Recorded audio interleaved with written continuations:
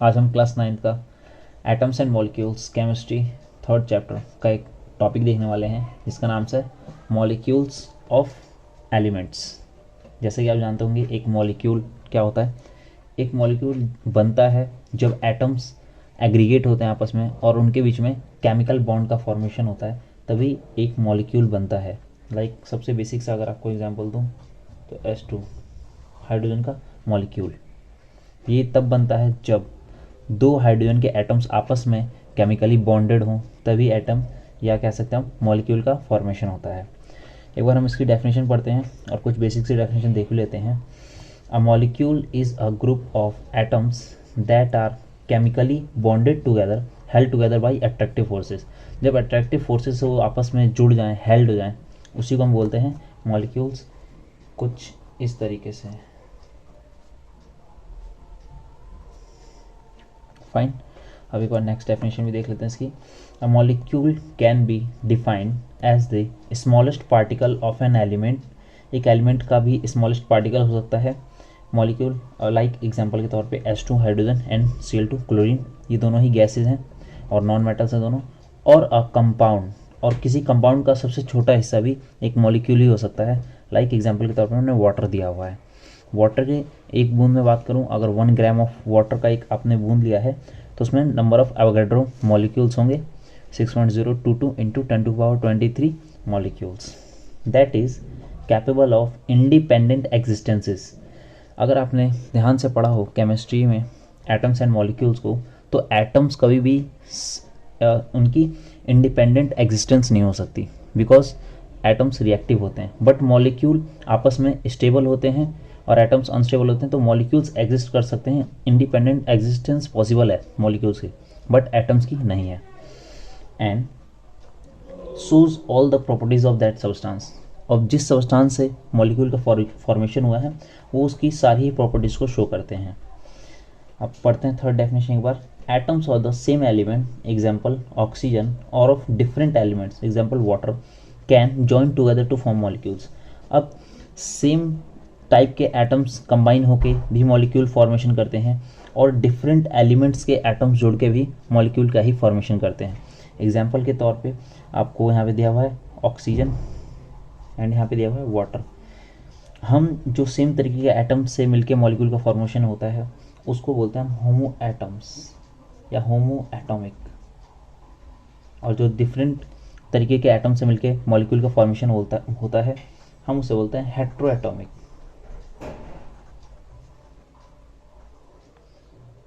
And अब हम third definition देखेंगे। The number of atoms constituting a molecule is known as its atomicity. Atomicity का मतलब होता है कि एक मॉलिक्यूल में नंबर ऑफ एटम्स कितने हैं। लाइक मैं H2O मॉलिक्यूल की बात करूं तो यहाँ पे टोटल एटम्स की बात करूं तो 2 हाइड्रोजन के एटम्स हैं एंड एक ऑक्सीजन का एटम है। और अगर मैं टोटल नंबर ऑफ एटम्स की बात करूं तो 2 हाइड्रोजन और एक ऑक्सीजन का एटम मिलकर टोटल नंबर ऑफ एटम्स बनते हैं 3। तो एटमोसिटी एक बार डिस्कस कर लेते हैं। एटमोसिटी ऑफ सम एलिमेंट्स। एटमोसिटी में अगर मैं फर्स्ट टाइप की बात करूं तो मोनो एटॉमिक। जैसे कि आप यहाँ पे देख रहे हैं मोनो मतलब होता है सिंगल और एटॉमिक मतलब होता है एटम। तो जब भी कोई सिंगल एटम के रूप में एग्जिस्ट करता है उसे हम उसकी एटमोसिटी कहते हैं, जिसमें एटम की एटमोसिटी कितनी है 1। इसके एग्जांपल मैंने काफ़ी सारे दिए हैं। आर्गॉन एक गैस है, नोबल गैस। सोडियम एक रिएक्टिव मेटल है। पोटेशियम भी एक रिएक्टिव मेटल है, वैलेंसी 1 है इसकी। हीलियम एक नोबल गैस है। Iron Fe। Neon noble gas. Aluminium एक मेटल है। Krypton noble gas. Xenon noble gas है एंड रेडॉन भी एक नोबल गैस है। तो ये सारे ही मोनो एटॉमिक के एग्जांपल्स हैं और इन सारे ही एलिमेंट्स की एटमोसिटी क्या है, कितनी है, सिंगल, या कह सकते हो आप 1। अब देखते हैं गाइस आगे इसके।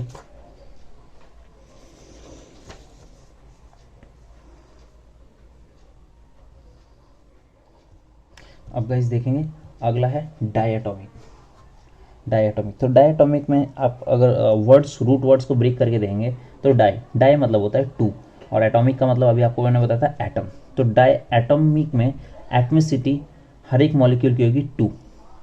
तो यहाँ पे एग्जांपल्स अगर मैं आपको बताना चाहूँ तो हैं ऑक्सीजन O2 गैस जो हम इनहेल करते हैं अपनी बॉडी में। ब्रोमीन एक नॉन मेटल है, group 17 non metal bromine. Br2 iodine I2 नमक में पाया जाता है।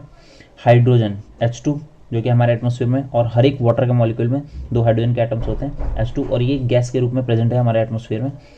नाइट्रोजन N2 ये भी गैस के रूप में पाया जाता है। क्लोरीन Cl2 नॉन मेटल है। फ्लोरीन F2 पीरियोडिक टेबल का सबसे इलेक्ट्रोनेगेटिव नॉन मेटल है। फ्लोरीन F2 के स्टेट में पाया जाता है। तो ये थे सारे डायटोमिक के एग्जांपल।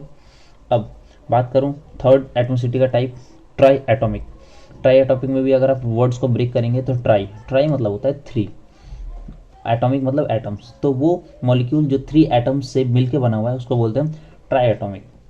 उसका सबसे बेस्ट एग्जांपल एक ही है, O3 ओजोन, जो कि हमारे एटमॉस्फेयर में है और ये हमें अल्ट्रावायलेट रेडिएशन से प्रोटेक्ट करता है जो सन से आती हैं।